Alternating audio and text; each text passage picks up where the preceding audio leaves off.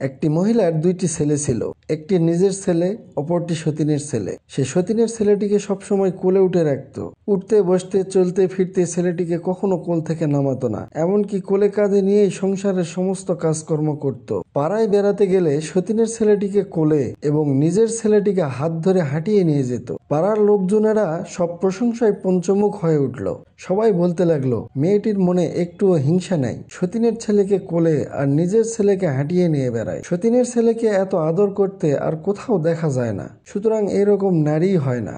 কিন্তু একদিন পাড়ার একটি মহিলা গোপনে এসে তাকে বলল, বুবু, নিজের ছেলেকে অবহেলা করে সতীনের ছেলেকে এত আদর করা ঠিক হবে না, তাতে নিজেরই ক্ষতি। মহিলাটি বলল, না বুবু, এটা আমার ছেলের প্রতি অবহেলা নয়, বরং নিজের ছেলেকে হাঁটিয়ে নিয়ে বেড়াই যেন তার পা শক্ত হয় এবং স্বাবলম্বী হয়, সমাজে মজবুত হয়ে দাঁড়াতে পারে। আর সতীনের ছেলেকে কোলে নিয়ে বেড়াই যেন সে কোনোদিন হাঁটতে না শিখে, কোলে থাকতে থাকতে অচল এবং পঙ্গু হয়ে কোনোদিন সে সমাজে মুখ তুলে দাঁড়াতে না পারে। এটা সতীনের ছেলের প্রতি আদর নয়। কিন্তু মানুষ বুঝতে না পেরে এই মহিলাটির প্রশংসা করছে। এইরূপ আমাদের সমাজে অনেক মানুষ আছে যাদেরকে উপর থেকে দেখলে প্রশংসা করা ছাড়া আর কিছুই থাকে না। তাদের অন্তরে থাকে প্রচুর হিংসা এবং উপর থেকে তাদেরকে দেখলে বোঝা যায় না। ইয়াকুম ওয়াল হাসাদা ফা ইন্নাল হাসাদা ইয়াকুলুল হাসানাতি কামা তাকুলুন নারুল হাতাব।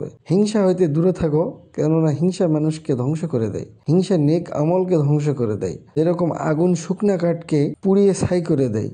আল্লাহ আমাদেরকে বোঝার তৌফিক দান করুক, আমল করার তৌফিক দান করুক। সকলে বলি আমিন। আল্লাহ আমাদেরকে হিংসা করা থেকে বিরত রাখুক। ভিডিওগুলো ভালো লাগলে অবশ্যই লাইক করবেন, কেমন লাগে অবশ্যই কমেন্ট করে জানাবেন, অবশ্যই সাবস্ক্রাইব করবেন। আসসালামু আলাইকুম।